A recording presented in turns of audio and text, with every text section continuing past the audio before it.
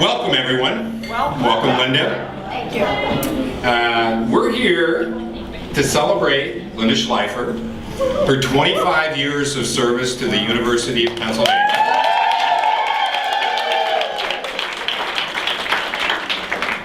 And blank years of service to development in a broader sense. See, Let's talk about that. yeah, I was very nice. And development and alumni relations always needs a good excuse for a party, and this is one. So here we are. The committee is going to be introduced later, but I really want to take an opportunity to acknowledge Beth Brown and the entire committee that put this together. And I think Beth is going to go through that as an introduction a little bit later. But let's give a round of applause.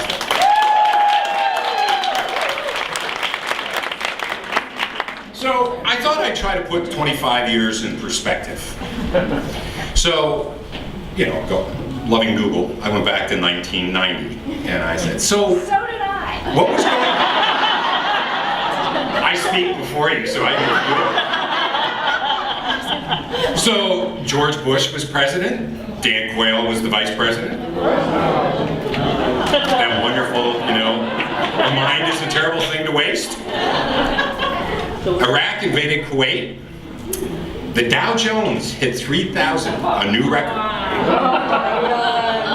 Gas was $1.16 a gallon. The Berlin Wall came down. The top song of 1990 was Madonna's Vogue. Now the top moneymaker movie, can anybody guess what that was? What?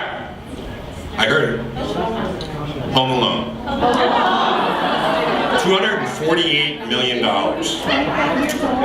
The Emmy Awards for drama went to LA Law, and for comedy went to Cheers.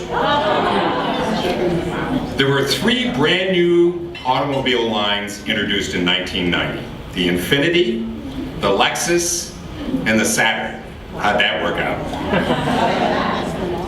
For you sports fans, and is Jean Marie, where's Jean Marie? She's not here. Oh, she's not. Martha's Vineyard. No, she's at Martha's Vineyard. Well, this is for her. The New York Giants beat the Buffalo Bills 20-19 to win the Super Bowl. Sheldon Hackney was president of the University of Pennsylvania. Judy Roden was in her second year as provost at Yale. Amy Gutman was the director of the program in ethics and public affairs at Princeton. So this was even before she became the provost. And Rick Nahm was the vice president for development and community relations at that time. So a lot has changed in 25 years, Linda, including all of us. But actually, Linda had a life before Penn, just like she'll have a life after Penn. She held a number of key fundraising positions, and she really has been a wonderful leader in the field of fundraising. She was at the Medical College of Philadelphia, or Pennsylvania, before it went broke. And now part of Drexel University. I'm not attributing that to you. The Fox Chase Cancer Center and the NAACP Legal Defense and Education Fund. She also has a life outside of fundraising. She's helped to move the needle on a number of important social justice items, such as health and civic issues, serving on boards of the Allen Lane Arts Center, the Big Brother and Big Sister Association of Philadelphia, Living Beyond Breast Cancer, and she's also active in the Westmount area community. Last I heard, they were trying to figure out how to get her to sell her house.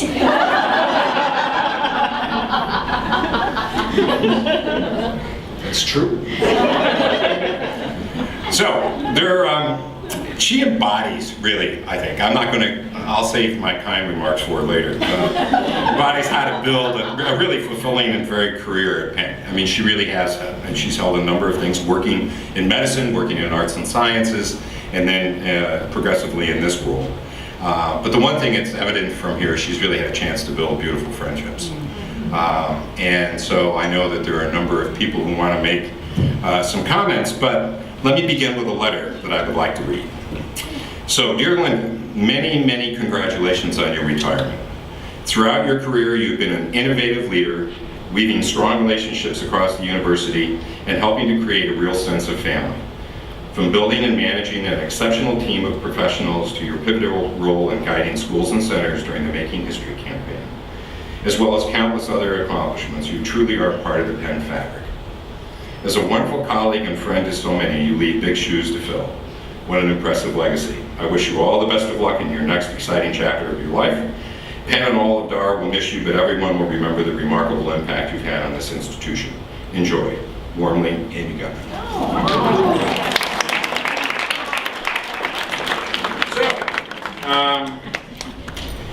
The first speaker, besides me, is a little bit of a surprise. And I couldn't be happier to introduce the former Dean of Penn Law and the President of Tulane University, the 15th President of Tulane University. Please welcome President Mike Fitz.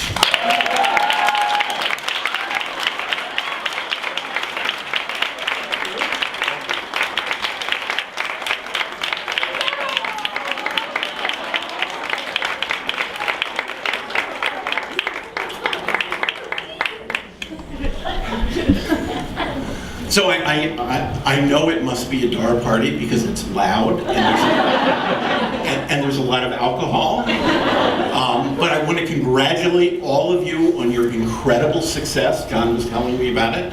Close to 500 million this year. I just want to note, I'm sure I recorded this. John said he would send me 100 million. It's a pledge, Mike. A pledge. I must say, I came back to Philadelphia not for the 100 million that John has promised me, or the soft pretzels, or the cheesesteaks. I've been eating a little too many po' boys as it is. But to celebrate somebody who was really a friend, a mentor, a colleague, to me over a long period of time, Linda Schleifer, who was really somebody who taught me the ropes, and a few other deans along the way, and a lot of other people. And when I have to say, when I think of Linda, the word that jumps to mind above all others is a Mitch in every way. Thank you. And so I wanted, John has talked about what she's meant to this community over the years, and I have to say he talked about the Medical College of Pennsylvania, the NAACP Legal Defense Fund, and Fox Chase. I have to say, those are places that people with whom I was deeply associated with the years and thought so well of you, Leon Higginbotham and Lou Pollack and Bernie Siegel. But obviously we're here to celebrate 25 years here at the Red and Blue, where she's been at the School of Medicine in the college, and now head of, for 14 years of schools and centers. Now when I think of that, I think of two things. One is she epitomizes the red and blue, and she has sat astride the responsibility-centered budgeting system and the divisions between the schools over the years. And as part of that, it really is, I think you've been involved with every school, maybe other than Except Wharton. Wharton, Annenberg? Did you And not Annenberg. Right, so the two schools that didn't need development.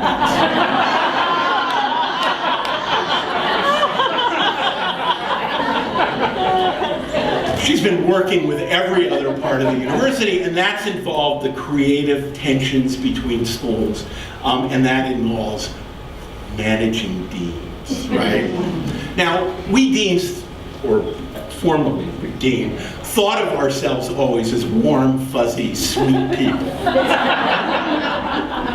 But there was a rumor that we were a feisty group, part of the tension. And I have to say, when I think of Linda, that is what she was brilliant at managing, absolutely brilliant, at dealing with a group of, words have been used, prima donnas or something like that, and bringing us together. So the question is, how did she do that? How was she able to do that? Well, I did some research, and we found out how she did it. Part of it was, sort of listening to us, but part of it was knowing when to answer telephone calls. And she had a system. We didn't know about this system, but she had a system. There were certain messages when they came in. And the deans were divided according to what message they would get. There were I'll explain this a little bit later, for development people in the room, you'll get it right away. The lie bunt, the sigh bunt, the high bunt, and then there was the never giver. So what does that mean? Okay, the lie bunt call was, now you gotta catch the lines here, listening to your unbellyaching, unfortunately not today.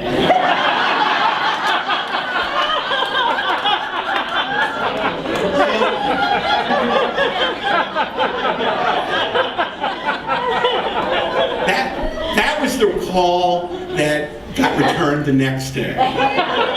The sigh bunt call, someday I will listen to your belly aching, unfortunately not today. That would be wait a few days. Now the high bunt, which is a pen phrase, maybe not out. The high bunt calls were aha, listening to your belly aching, unfortunately for you, not today, not ever. Then we get to the never giver, right? That call was immediately returned because never gives you a hard time, Dave. Now, so then of course the question is, I never got a call back from Linda right the same day. And Eduardo used to tell me he got them all the time. But I will say, it got a little bit closer as I moved up in time. I'd get them the next day by the end. So I come up to the live one category.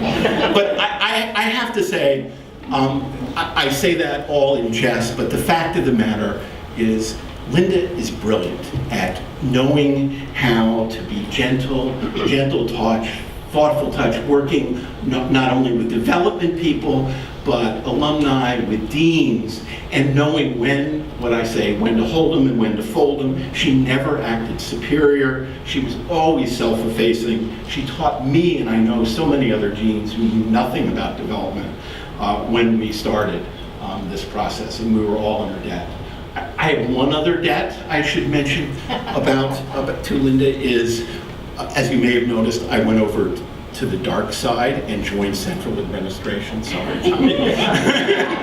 I'm enjoying that. I know, John sent me a note immediately that he's going to be interested to see when I took this job how I would deal with all the deans trying to raise all the money. But I must say, I have a standard now, and my standard is, what would Linda do in these circumstances? Because I am constantly trying to figure how to work this enterprise, which is necessarily decentralized, and it's the genius of American universities, but make the parts and the whole come together. And that is really what I think Linda was brilliant at. It was wonderful working with her, and I came back to wish her well, and I would like to raise a glass.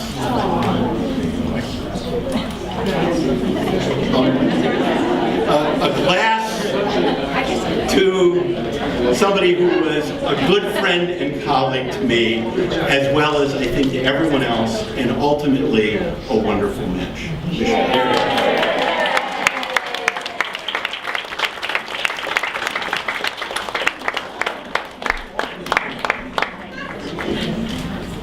Thanks, Mike. Got to keep the wine. Once you're in New Orleans, it's very important. What a treat it is to have you back. It really is, Mike. And thanks so much for making the effort to be here. I know not only does it mean a lot to Linda, but I know it means a lot to all of us. Now, it's indeed my pleasure to introduce the next individual who is going to provide some insightful remarks, and that's Nadina Day. Nadina has been at Penn for 11 years. one of Linda's great hires. And I'd turn the mic over to you.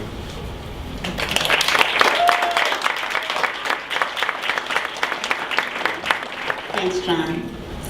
So when I was asked to speak on behalf of all the schools and centers today, I thought, how can I possibly do that? How can I represent 12 unique, distinct schools and centers with unique missions and great DODs? And then I got to thinking, how does Linda manage to bring all these complex units together for the purpose of supporting Penn and Penn's priorities? And I thought, you know what? It would take a Linda. But not just any Linda. It would take a Linda Schleifer. So I asked my colleagues to give me 3 words to describe Linda, and also one thing that she taught them. And most of them said, you know, that's really hard for me to do. I can't really sum it up, but a few gave me some things, and I'm going to share those with you anonymously. So one person's 3 words were generous of heart. And the one thing Linda taught this person, expect good things to happen and never give up. Then another person had 1 word for Linda. It was diplomat. You agree? And what they learned from Linda, Penn is a big place. It will take the rest of my days here to know even half of it, but Linda is the only person I know that I think actually does. So how about this one? Best, 1 word. Laugh, 2nd word. Ever, 3rd. And this person said what Linda taught is the art of telling it like it is an act of kindness. She said no one is better than Linda at delivering a no-nonsense, hard truth in a way that shows you how much she cares. Wouldn't you agree with that? 3 other words. Magnanimous.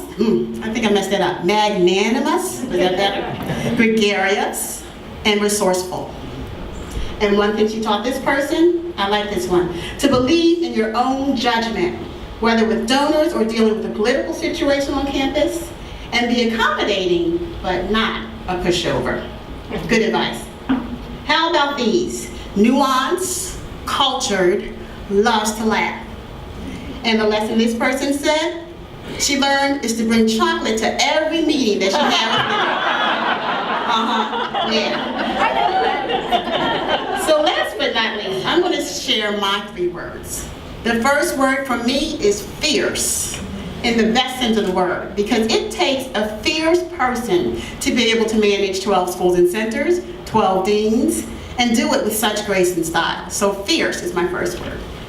The second word I have is fabulous. Have you seen Linda's jewelry collection? She is fabulous, inside and out. And the last word is oh so faithful, because she's always been there when we need her. I think the 12 schools and centers would agree. So I'm going to share a little personal story to demonstrate what I've learned from Linda. I'm a single divorced parent, and for several years I wanted to buy a home, but I was really afraid of all that it would take to maintain a home. And for those of you who are homeowners, you know what I mean. There's always something going wrong. So Linda, in our one-on-ones, would often talk about her garden, her renovations, and I would listen and think, well, if Linda can do it, I can do it too. But I wasn't quite ready yet. Kept coming to her meeting after meeting, talking about this house, and finally one day Linda just said to me, Nadina, just do it, just buy the house. Which I did, and you know, many years later, I'm still in the home, everything's fine, and I've managed it just well. So what Linda taught me, the F, is fearlessness. She taught me to be fearless. Take calculated risk, but don't be afraid to move forward with your dreams, both at work and at home. And I think my colleagues would agree. So Linda, today I just want to say to you, and I got through this without crying, so I'm very proud of myself, that we love you, we appreciate you, we thank you for what you've done for us over the years. And we do have something that we want to give you for just coming to the podium. I'm not going to lift this one, it's extremely heavy. Very good. But this is a basket of swag, Penn swag. You will never need another mug, hat, t-shirt, umbrella. I mean, there's just, everybody has contributed so much in this basket, just as a way of saying we love you and thank you.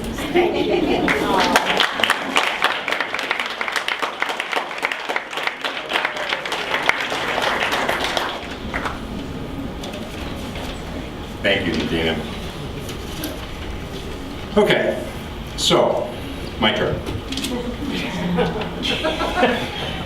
Now, we're So I really debated how I was going to approach this, because for those of you who are in and around my office when Linda and I first meet in the morning, where she comes in for a meeting or comes down, irreverence might be the way that I would characterize our relationship.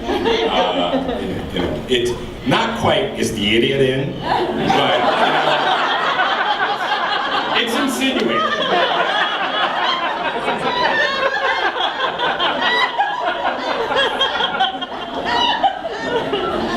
She's laughing, but it's true. I have Patty sitting outside listening to it. But in all seriousness, and she does have a great sense of humor, because I sure do pick on her. There's no question about that. But as Mike talked about, balancing the needs of the schools, the centers, the DODs, the budgets, the personnel issues, the RCM, the evaluations, which this morning in one of our meetings, she said, I did my last evaluation, never again. I appreciate that. So, one of the things is you never quite know what somebody does until you have to kind of walk in those shoes. And so, when Linda went out for surgery last year, I got a first-hand taste of it, and I gotta say, we could really talk about this July 1 deadline. But really, so many things have happened at Penn, when you look at a career of 25 years, and just the growth of development and alumni relations, both in the program and the success. And, it takes people who have a great passion and a great sense of commitment to an institution, but also have a great sense of humanity. And Linda, if there is anything about you, is that your deep compassion for your colleagues and for your staff. It is without question. And I think the master's in social work with an emphasis in psychology has probably trained you well for that. So I just want to take this opportunity to say thank you for being a great colleague, a great friend. I will miss the conversations we used to have. Linda and I would have conversations quite unlike any of the other ones I might have with individuals around here. And a lot of it, just like Linda said to you, Nadina, just do it. We've been talking about your retirement for probably 3 or 4 years, and finally we kind of looked at each other and said, just do it.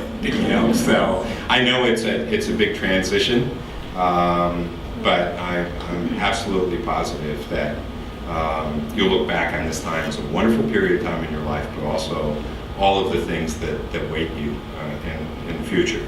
So, after much consideration, what do you give someone like Linda, who's had such an impact here and for 25 years? You don't give them an Apple Watch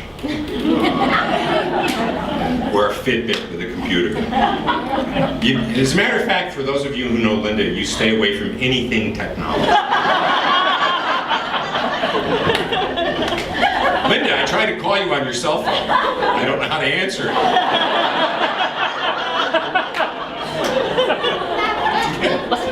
Did you get my email? I don't know, I haven't turned it on in a month.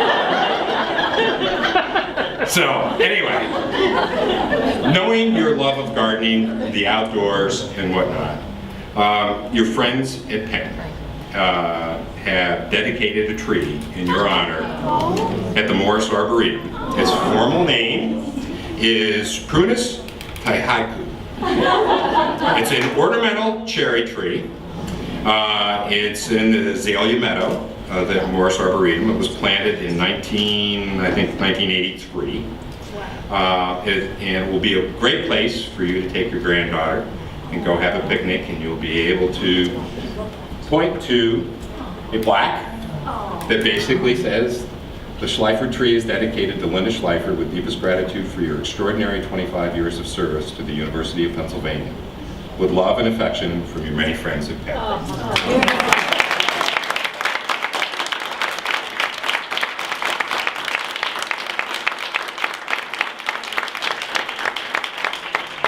So before I turn the program over to Beth, I just want to, again, take this opportunity to pay tribute to you as a wonderful colleague, a dear friend, and someone that I look forward to having conversations with for many years to come about all the wonderful things you're doing.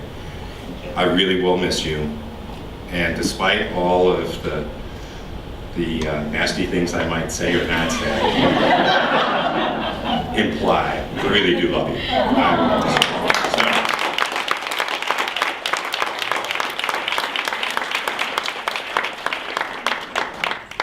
Okay, so now on to the fun. First, we're going to say the thank yous, and then we're going to do the fun stuff.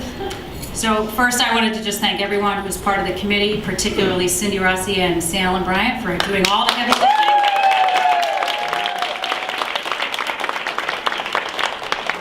Special shout out to Cecilia Cummings and Ed Kiggins and their team for, of course, the video we're about to watch. Sean Kuzak, Jean Marie Neely, Linda Kronfeld, Sam Lundquist, Sheila Rahman, Patty Villa, and I'm sure I left other people out. So a special round of applause to John Zeller and Salem.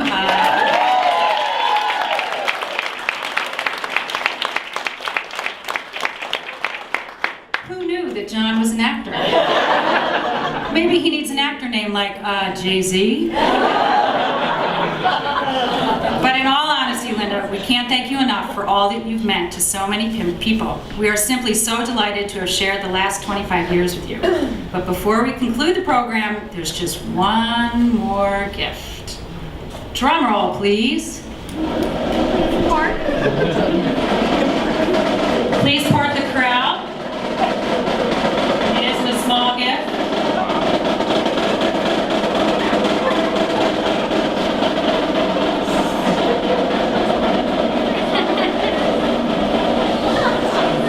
Join us.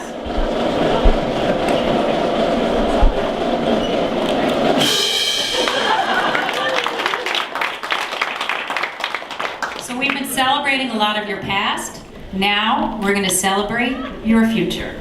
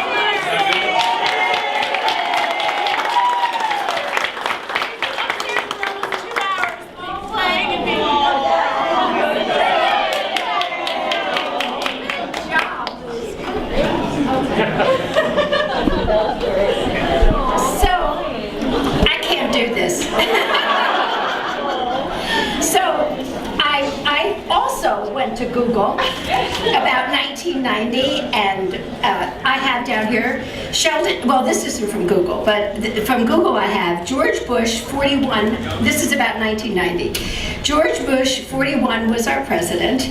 Nelson Mandela was freed from prison. Gas, I have different numbers than you do.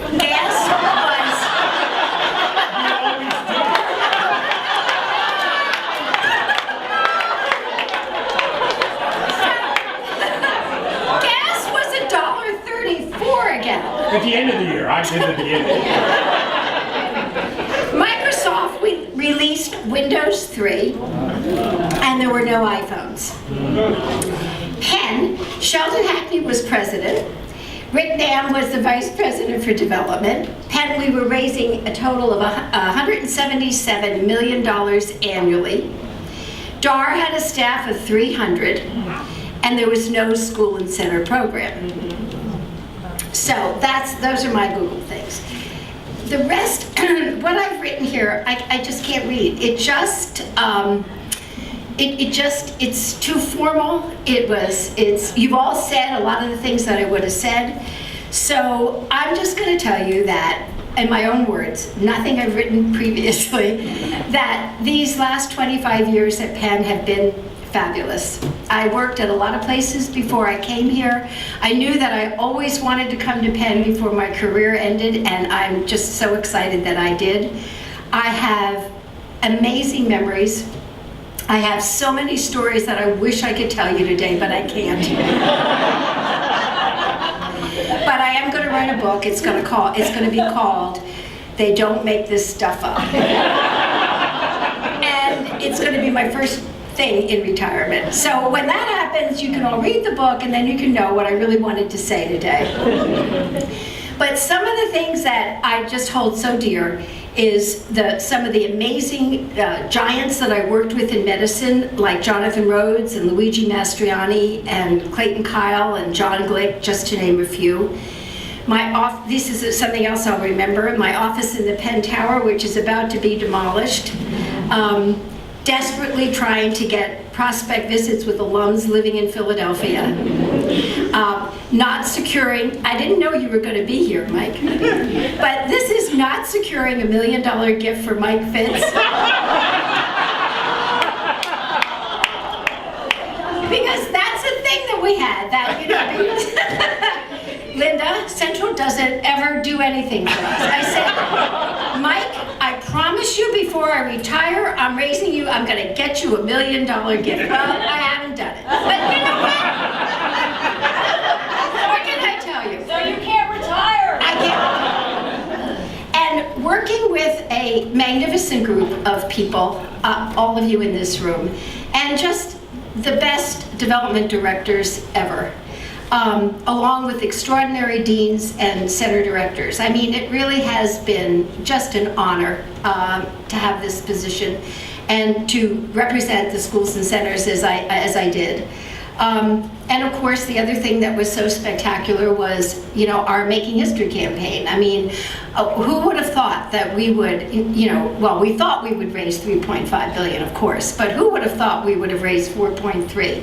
I mean, it's pretty astonishing. And we have John to thank for leading us in that effort. So there are a lot of stories that I can't tell, but there's one story that I have told a lot. I'm going to tell it again today because it's just one of those things. So I will never forget the day that that Dr. Roden came to the nursing school where we were going to show Dean Melissa Affaf and I and several others were going to discuss with her the preliminary plans for renovating the nursing building. So we met Dr. Roden in the lobby, and we proceeded to go to the 4th floor conference room. In order to do this, we had to take an elevator. So there's a group of us. We got on the elevator, and we got stuck. Now here we were with Dr. Roden, and we were stuck in the elevator. And after a few moments of icy silence, Dr. Roden said, "I know you did this on purpose."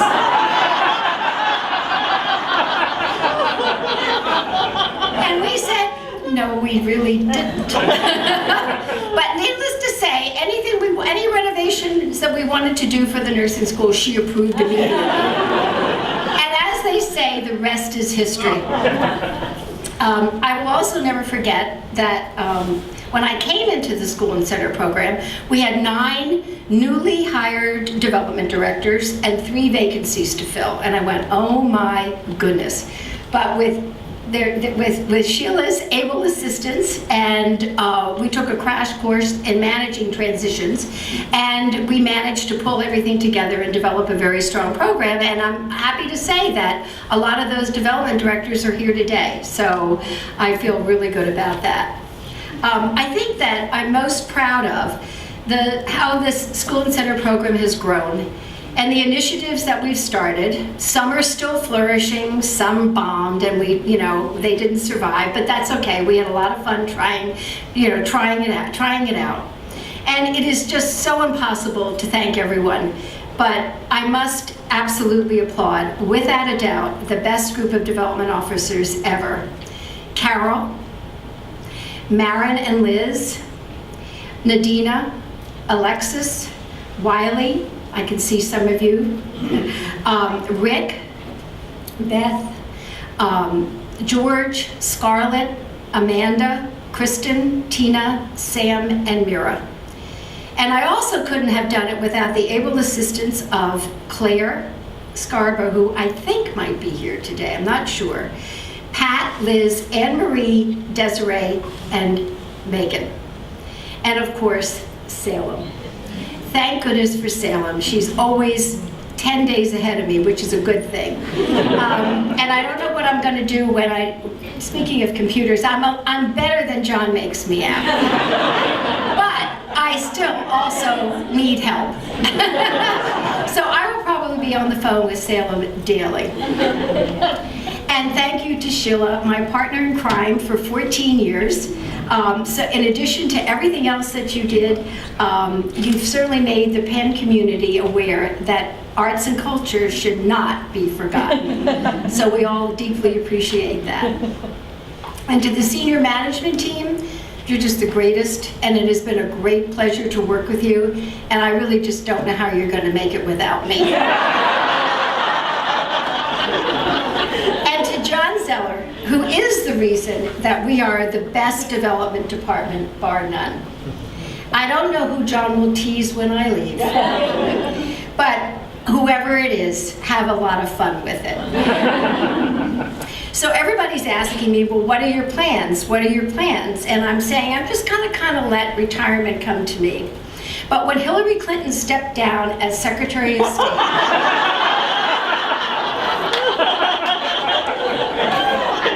she was interviewed by the New York Times. And after discussing her accomplishments, the reporter said, well, what are your personal goals? And she said, I'm going to sleep late, travel for fun, clean my closets, and watch HGTV. And you know what? I think that's exactly what I'm going to do. But I'm not going to run for president. That's what she said.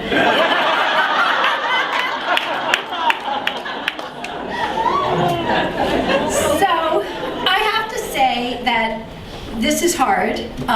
It was really difficult to make this decision to retire, but I know it's the right thing. I know it's the right time, and I look forward to it. But it does most of the time feel like an out-of-body experience, and I really just don't know what I'll do when I wake up on July 1st, the morning of July 1st, and I don't have to come to Penn. It's been a wonderful journey. I thank you all for it, and I will miss you.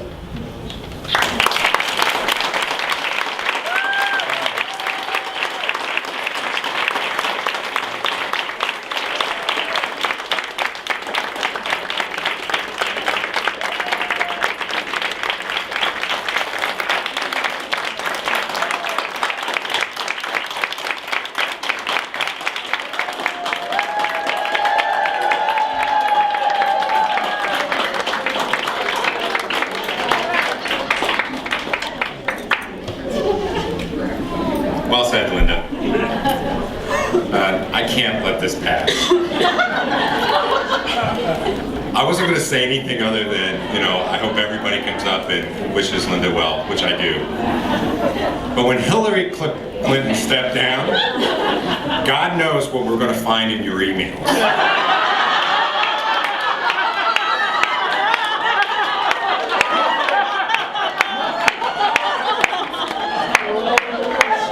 Sleep late, you always did. That's why all the meetings started after 9 o'clock. Where's Linda? She's not here yet. So, and you do what? watch HGTV, so, you know, maybe running for president isn't it? Anyway, so thank you everyone for coming, and again, let's give a great round of applause to the committee that